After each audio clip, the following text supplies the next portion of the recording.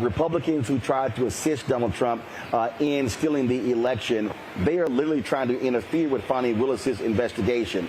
This idiot, Ohio Congressman Jim Jordan, what he has now done, he is the chair of the House Judiciary Committee. He has informed Willis by letter saying he is launching an investigation into whether she coordinated with federal officials for the indictment. Okay, he sends this letter to her, y'all.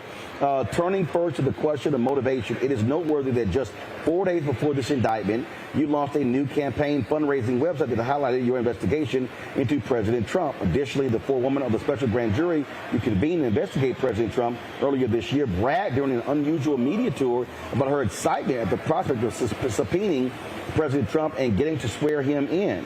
The timing of this prosecution reinforces concerns about your motivation. In February 2021, news outlets reported that you directed your office to open an investigation into President Trump. Indeed, sometime on around February 11, 2021, your office purportedly sent a letter to several Republican officials in Georgia requesting that they preserve documents related to a matter of high priority that your office was investigating, yet you did not bring charges until 2.5 years later, at a time when the campaign for the Republican presidential nomination is in full swing. Moreover, you have requested that the trial in this matter begin on March 4th, 2024, the day before Super Tuesday and 8 days before the Georgia presidential primary. It is therefore unsurprising many have speculated that this indictment and prosecution are designed to interfere with the 2024 presidential election. Yada, yada, yada, yada, yada. Greg, what I find to be really interesting, especially when you're dealing with these lightweights like Jim Jordan, they're going, whoa, why did you wait 2.5 years? You actually have to do an investigation. You have to actually collect evidence, do interviews. I mean, this shows you how idiotic these people are. And they do not care about the rule of law. We heard that Yahoo Byron Donalds with his crap calling it free speech. We get the talking points. This goes to show you that these are not serious people. These are people who, frankly, are thugs, who support a thug, and they will say and do whatever to let this man get away with a criminal activity. Well, yes, sir. I think you're absolutely right. They will say or do anything.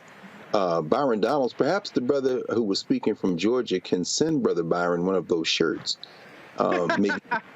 Maybe even put one in the mail for Tim Scott for his stellar performance the other night. So there seems to be a nice little fraternity of these clowns. The pride of the Ohio 4th, Jim Jordan, is doing what he's supposed to do. I think you're absolutely right. They don't care. Rule of law is fine as long as they are the ones ruling.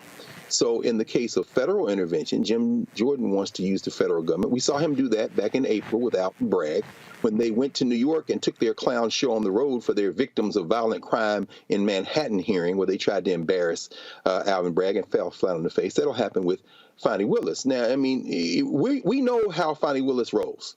We know that. We can see in her indictment back in May 22 of Jeffrey Williams, who the young cat who for the hip-hop community calls Young Thug.